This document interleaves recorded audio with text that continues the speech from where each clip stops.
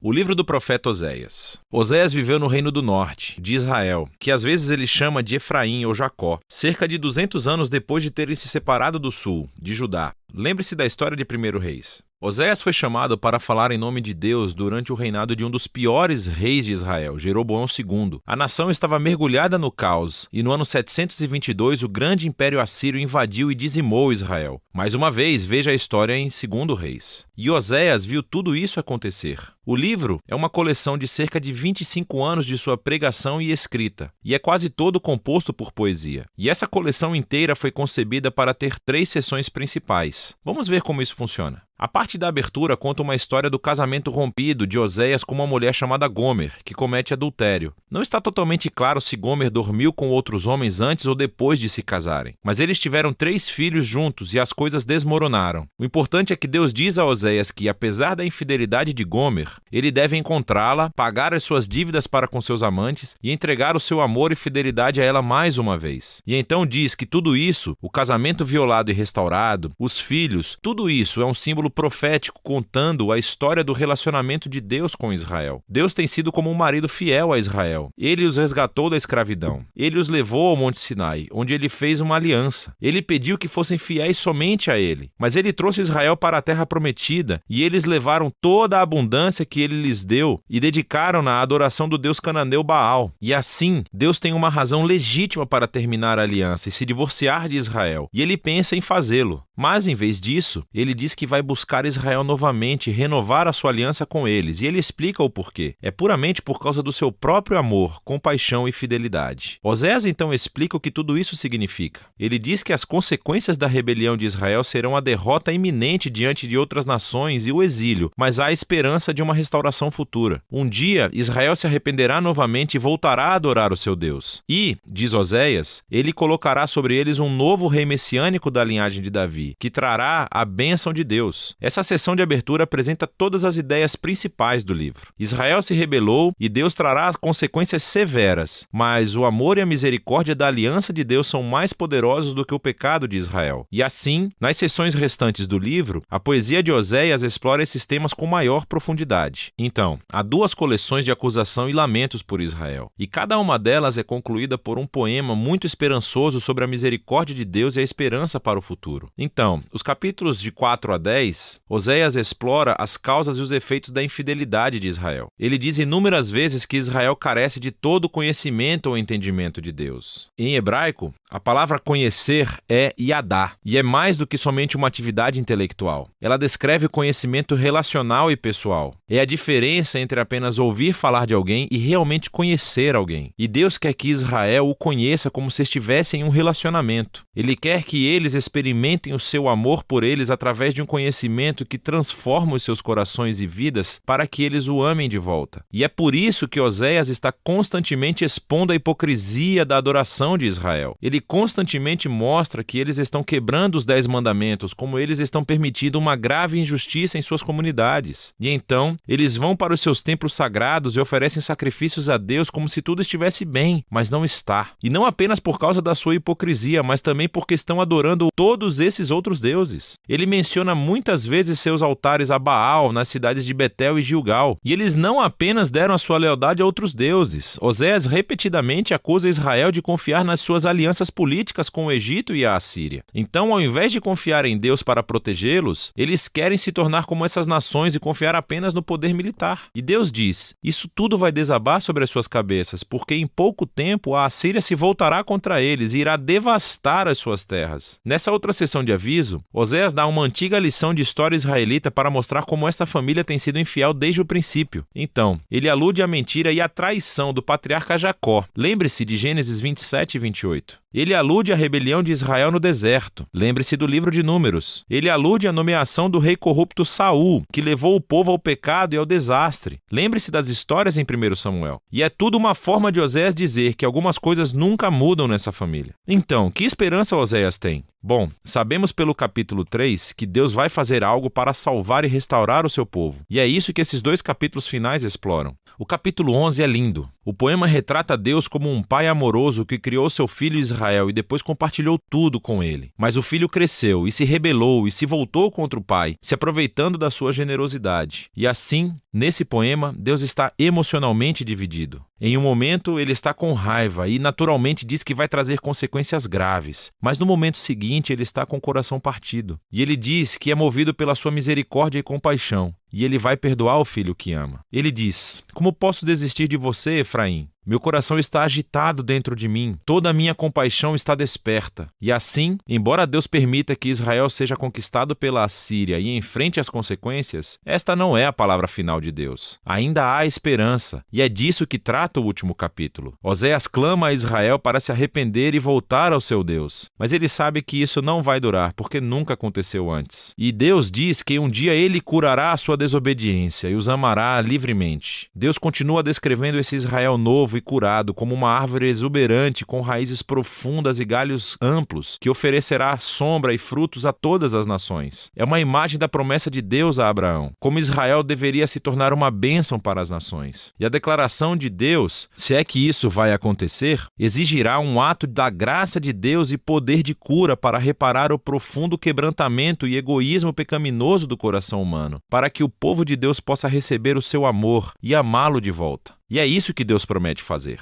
Agora, depois que esse poema termina, encontramos as últimas palavras do livro. Elas são como uma nota em anexo. Provavelmente são do autor que coletou a poesia de Oséias e agora quer falar com você, leitor, por um segundo. E ele diz: "Quem é sábio e perspicaz para entender tudo isso?" Em outras palavras, os poemas de Oséias. Os caminhos do Senhor estão certos. Os justos caminham nele, mas os rebeldes tropeçam. Assim, o autor quer que você saiba que a antiga poesia de Oséias ao norte de Israel não está trancada no passado. Ela revela verdades profundas sobre o caráter e os propósitos de Deus e sobre a natureza humana. E embora Deus deva trazer e traz a sua justiça ao mal humano, o seu objetivo final, o seu coração, é curar e salvar o seu povo. E é disso que se trata o livro de Oséias.